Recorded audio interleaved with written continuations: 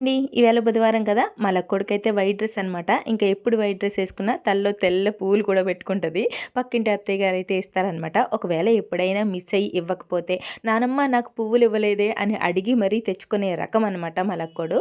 అలాగే అడిగి తెచ్చుకుంది. ఇంకా పువ్వులైతే మాల కట్టేసి 2 పిలకల్లోని పెట్టేసి స్కూల్‌కైతే పంపేశాను. ఇంక స్కూల్‌కెళ్ళిన తర్వాత నేను కూడా ఫ్రెష్ అయిపోయి వేడిగా బొంబాయి రవ్వ ఉప్మా చేసుకుంటున్నానండి.